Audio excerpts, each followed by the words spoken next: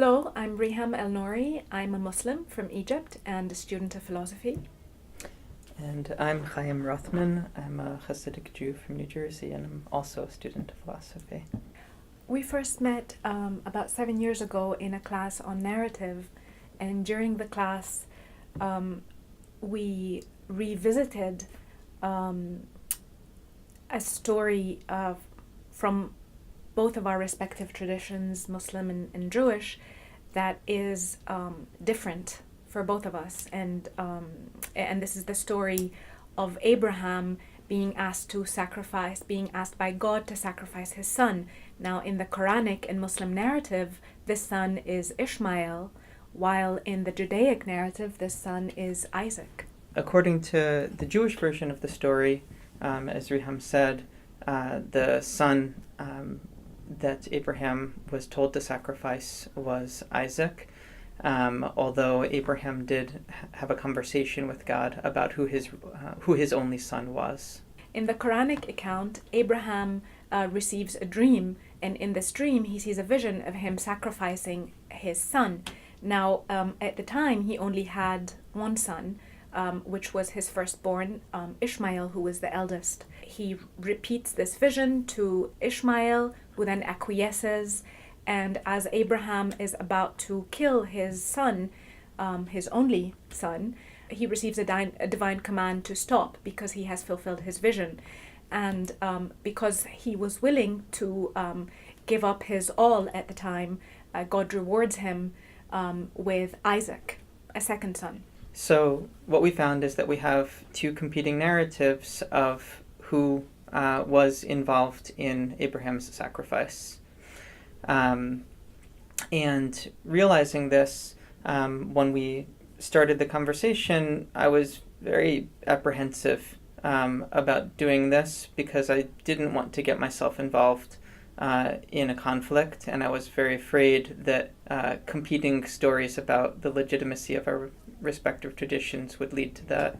I was also hesitant in the beginning. I mean, I was actually conflicted because on the one hand, realizing that not only Hayyim, but a greater part of the world through the Christian and Judaic traditions were familiar with the story of Isaac as the sacrificed son. I felt this immense amount of both pressure equaled by hesitation to kind of enter into a fray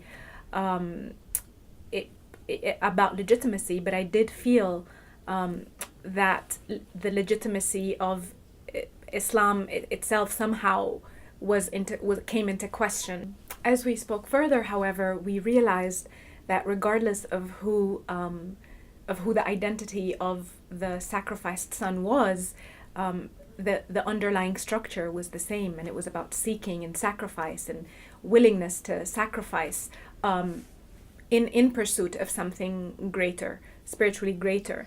And throughout that discovery, throughout our conversations, we actually developed a very deep and lasting friendship.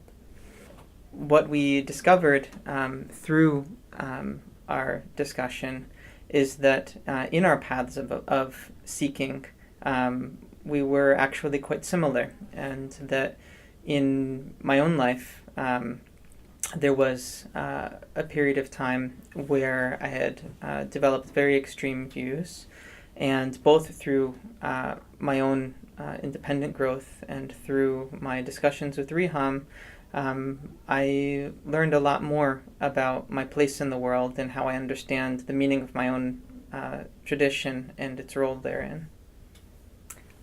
I went through a similar overzealous chapter in my life where I was very concerned with what it meant to be Muslim, especially in today's world, maybe, and sort of took it upon myself to be a perfect Muslim, whatever that meant.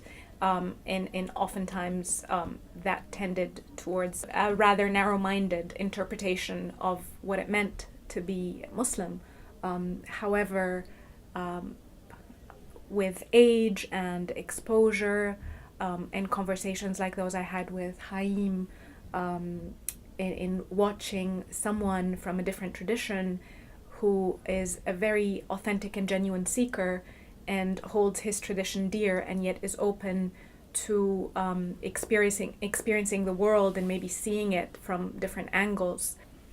It also helped me realize that our role as human beings undergoing a path of seeking and learning offered so much more in common than any surface differences might suggest. And ironically, our relationship, which kind of started from a place of competing differences or competing narratives, led to a genuine and lasting friendship. And in actually, when I went through personal crises in my life, Hayyim was one of the first people to be genuinely there for me. For me, an interaction from which I expected conflict opened up into a meaningful and fruitful relationship, which had significance not only personally but also intellectually. I realized philosophically that it is possible to be authentically part of one's own tradition and also meaningfully engaged with the traditions of others.